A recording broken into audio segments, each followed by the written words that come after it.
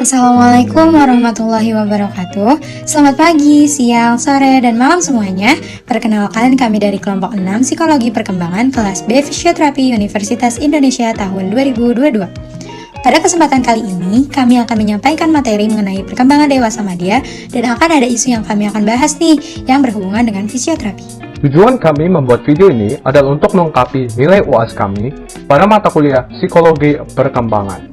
Selain itu, video ini juga dapat menjadi pembelajaran untuk kita semua. Sebelum masuk ke videonya, kenalan dulu yuk. Perkenalkan, nama saya Anggi Novia Safitri. Nama saya Bernard Salim. Halo, nama saya Dava Grandika. Perkenalkan, nama saya Divu Hasanudin. Perkenalkan, nama saya Gilda Putri Arbani. Perkenalkan, nama saya Putri Maura Salsabila. Dan saya Sabrina Aulia.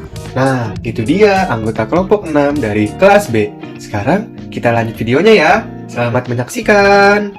Masa dewasa pertengahan, madya, atau yang disebut juga usia setengah baya dalam terminologi kronologis, yaitu pada umumnya berkisar antara usia 40-60 tahun. Merupakan periode yang panjang dalam rentang kehidupan manusia, di mana pada usia ini ditandai dengan berbagai perubahan fisik maupun mental. Isu atau masalah yang akan kami bahas yaitu seorang pria berusia 45 tahun mengalami stroke ringan. Selanjutnya, mari kita bahas mengenai isu tersebut. Seorang pria berusia 45 tahun yang hidup seorang diri datang ke fisioterapi dalam rangka keluhan mempunyai stroke ringan. Dikarenakan di masa mudanya, ia memiliki kebiasaan buruk seperti sering mabuk, berjudi, dan merokok.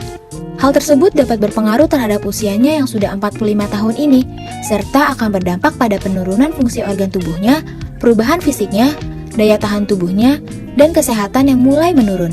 Lalu di sini ada definisi dari stroke. Apa sih stroke itu? Jadi, stroke adalah penyakit yang dapat terjadi ketika pembuluh darah di otak pecah atau aliran darah ke otak tersumbat karena adanya gumpalan pada pembuluh darah di otak. Saat kondisi ini terjadi, kebanyakan orang akan mengalami penurunan pada beberapa fungsi otaknya. Misalnya, mengalami penurunan pada kemampuan berbicara, menggerakkan anggota tubuh, serta mengingat. Lalu ada karakteristik. Adapun salah satu karakteristik psikososial dewasa madya yaitu generativity versus stagnasi. Kemudian pada karakteristik kognitifnya, dewasa madya cenderung memiliki tekad untuk mengejar karir untuk mencapai puncak hingga pasien mengalami burnout karena terlalu banyak bekerja. Hal ini dapat memperburuk kondisi pasien mengingat pasien memiliki gaya hidup yang buruk semasa mudanya. Masalah kesehatan pada usia pertengahan cenderung terjadi penurunan energi. Dampak dari penurunan energi tersebut akan mengalami kelelahan, sehingga tidak bisa lagi terjaga cukup lama dengan mudah. Individu dewasa lebih mungkin mengalami penyakit seperti hipertensi, tekanan darah tinggi, apabila tidak terkontrol akan berpotensinya menimbulkan komplikasi yang berbahaya. Komplikasi darah tinggi yang paling umum terjadi yaitu serangan jantung, stroke, kerusakan ginjal, arterial fibrillation, dan penyakit arteri koroner. Nah, kemudian hipertensi itu sendiri adalah peningkatan tekanan darah sistolik dan diastolik dengan konsisten 140/90 mmHg. Hipertensi atau tekanan darah tinggi adalah suatu peningkatan abnormal tekanan darah dalam pembuluh darah arteri secara terus-menerus lebih dari satu periode. Faktor utama terjadi stroke adalah gaya hidup yang kurang sehat seperti malas olahraga dan stres. Pada usia dewasa madya ini, perkembangan mental mencapai titik puncaknya, sehingga dapat dikatakan masih mampu mengurus dirinya sendiri. Namun pada usia dewasa madya, ini juga cenderung mulai menghadapi perasaan emptiness.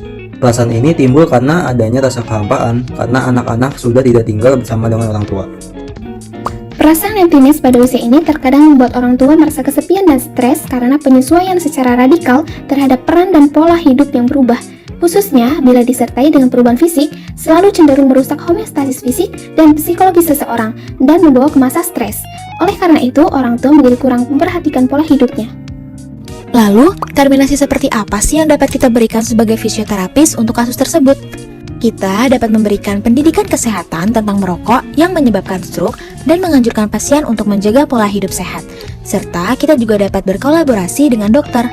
Fisioterapi guna mencegah terjadinya stroke berulang sangatlah penting.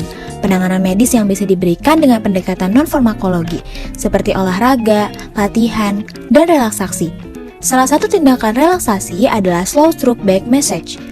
Sekian pembahasan isu terkait psikologi perkembangan pada usia dewasa madya oleh kelompok 6. Jika ada kesalahan kata dan kekurangan kami mohon maaf. Wassalamualaikum warahmatullahi wabarakatuh.